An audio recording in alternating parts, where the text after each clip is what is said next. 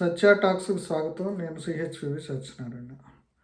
ఇప్పుడు రెండు తెలుగు రాష్ట్రాల్లో ఆరోగ్యశ్రీ ఫ్రీ ఫీజు రీయింబర్స్మెంట్ రెండు కూడా పెద్ద గుదిబండలుగా తయారయ్యాయి. ఇప్పుడు ఆరోగ్యశ్రీ నెట్వర్క్ ఆసుపత్రులకి వేల కోట్ల బకాయిలు ఉండడంతో వాళ్ళు సేవలు నిలిపివేస్తామని చెప్తున్నారు. అట్లాగే ఇప్పుడు ఈ కాలేజీలు, డిగ్రీ కాలేజీలు, ఇంజనీరింగ్ కాలేజీలో కూడా విద్యార్థులకు ఫీజు రీయింబర్స్మెంటు ఇక్కడ తెలంగాణ ప్రభుత్వం కానీ అక్కడ ఆంధ్రప్రదేశ్ ప్రభుత్వం కానీ విడుదల చేయకపోవడంతో వాళ్ళు కూడా పిల్లలను పరీక్షలకు పంపకపోవటం, లేదంటే వాళ్ళని ఏదో రకమైన ఇబ్బందులకు గురి చేయటం, అవసరమైతే తాము బంద్ కూడా చేస్తామని చెప్పేసి కాలేజీలు, ఆసుపత్రులు వాళ్ళంతా కూడా డిమాండ్ చేస్తున్నారు. గత 2-3 రోజులుగా తెలంగాణలో వేడివేడిగా నెగోసియేషన్స్ జరుగుతున్నాయి. ప్రభుత్వానికి, ఆరోగ్యశ్రీ నెట్వర్క్ ఆసుపత్రులకి, అట్లాగే ఈ ప్రైవేట్ కాలేజీలకి జరుగుతున్నాయి. ప్రైవేట్ కాలేజీల వాళ్ళకి తాను ఇప్పుడు డబ్బు ఇచ్చే పరిస్థితి లేదని చెప్పేసి బట్టి విక్రమార్క, ఆర్థిక మంత్రి బట్టి విక్రమార్క చెప్పడం పట్ల కూడా ఆ వర్గాలు చాలా అసహనం వ్యక్తం చేశారు. అయితే చివరికి ఏదో ఒక వాగ్దానం, ఒక 100 కోట్ల నుంచి బేరమాడి 600 కోట్ల వరకు, అంటే మొత్తం వాళ్ళకి ప్రస్తుతం చెప్తున్న లెక్క ఏంటంటే 1300 నుంచి 1400 కోట్ల బకాయిలు ఉన్నాయి. వాటిలో ముందే 100 కోట్లు విడుదల చేస్తున్నారు. తర్వాత ఒక 600 కోట్లు ఇవ్వడానికి వాగ్దానం చేసిన మీదట ప్రస్తుతం నెగోసియేషన్ జరుగుతున్నాయి. మరి దీంతో వాళ్ళు సంతృప్తి పరుస్తారో లేదా అనేది చూడాలి. ఈ వాగ్దానాన్ని ప్రభుత్వం ఎప్పుడు నెరవేరుస్తుందో చూడాలి. అట్లాగే ఇక ఫీజు రీయింబర్స్మెంట్కి వచ్చి కూడా 600 కోట్లు చెల్లిస్తామని ప్రభుత్వం చెప్పిందనేది ఒకటి వస్తుంది, తెలంగాణ ప్రభుత్వం. అట్లాగే ఇక ఆంధ్రప్రదేశ్కి వచ్చేసరికి 800 నుంచి అంటే ఈ సేవల్ని 800 సేవల నుంచి 3200 సేవలకి ఇప్పుడు పెంచారు. కానీ దానికి తగ్గట్టుగా మా రేట్లు పెంచలేదు. అయినప్పుడు కూడా మేము సర్వీస్ చేస్తున్నామని ఆరోగ్యశ్రీ నెట్వర్క్ ఆసుపత్రులకు సంబంధించిన నాయకులు వాళ్ళంతా చెప్తున్నారు.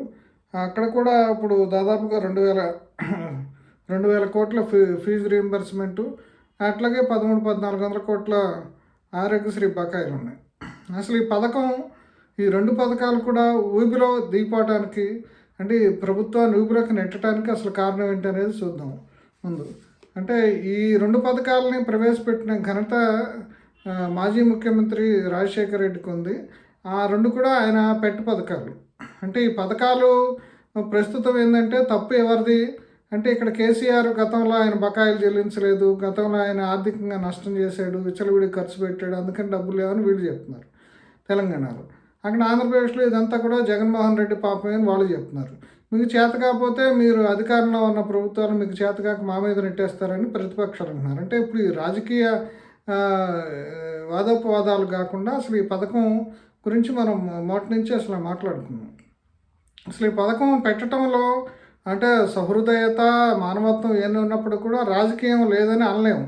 దీని మీద గతంలో కూడా విమర్శలు వచ్చినాయి. రాజశేఖర రెడ్డి ఇప్పుడు ఈ పథకం ఆరంభించే ముందు కూడా ఈ ఆరోగ్యశ్రీ పథకం కింద ఇప్పుడు ఆసుపత్రులకి చెల్లించే డబ్బుతోటి ప్రభుత్వ ఆరోగ్య వ్యవస్థని, ప్రభుత్వ ఆసుపత్రుల్ని వాటిని మెరుగుపరిస్తే అక్కడికి జనం వెళ్ళే అవకాశం ఉంటుంది. అక్కడే నిపుణుల ద్వారా అక్కడ ఉన్న వైద్యులకి వాళ్ళకి శిక్షణ ఇస్తే ప్రజారోగ్య వ్యవస్థ అది బలపడుతుంది. అట్లాగే పబ్లిక్ హెల్త్కి సంబంధించి కూడా ఇంప్రూవ్మెంట్ చేస్తే శాశ్వత పరిష్కారం అవుతుందని చాలామంది చెప్పారు. కానీ ఒక స్వల్పకాలిక పరిష్కారం కోసం ఇప్పుడు ఆసుపత్రుల మీద ఒత్తిడి పెరిగింది.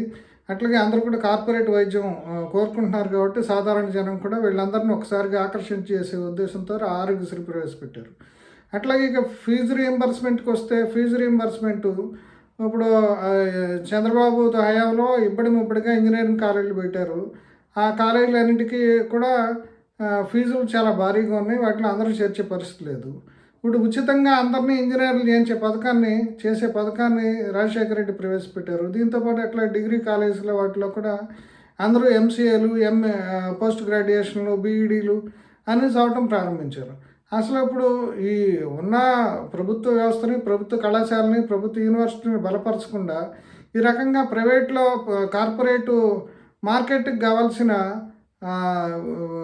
స్టూడెంట్స్ని, కావాల్సిన రోగుల్ని ప్రభుత్వం అందించటము, దానికి డబ్బులు కట్టడం. అంటే ఇది ఒక రకంగా చెప్పాలంటే ప్రభుత్వ రంగ సంస్థలకి సప్లైదారులను తయారు చేసినట్టుంది. ఈ సేవలు అంటే మామూలుగా వస్తువులు సప్లైదారులు కంపెనీలు ఉంటాయి. ఇక్కడ వైద్యం, విద్య ఈ రెండింటి సప్లైదారుల కింద మార్చినట్టుంది. ఇప్పుడు ఆరోగ్యశ్రీ కింద వచ్చే రీయింబర్స్మెంట్ల మీద ఆధారపడి కొన్ని ఆసుపత్రులు పెడుతున్నారు. ఇదైపోయింది.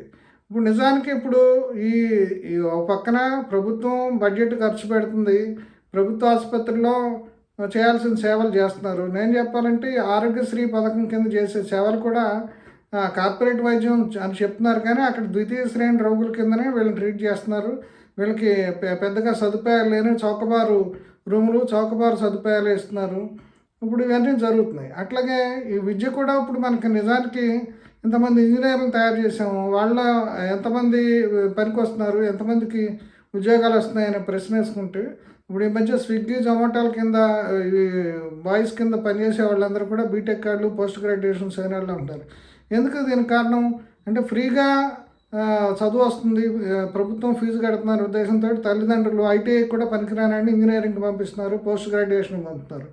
వాళ్ళు అసలు స్కిల్స్ డెవలప్ చేయటము, ఉపాధి కల్పించడం అనేది వాళ్ళ ప్రధానమైన అంశం అయితే దాది నెగ్లిజెన్స్కి గురవుతుంది. ఇప్పుడు అందుకని ఇప్పుడు ఏమవుతుంది, ప్రతి ఇంట్లో ఇంజనీర్ ఉంటున్నాడు, ఇంజనీర్లు మాత్రం ఖాళీగా ఉన్నారు. హోమ్ గార్డ్ లాంటి ఉద్యోగాలు లేదా స్విగ్గీ, జొమాటో వీటికే పోతున్నారు.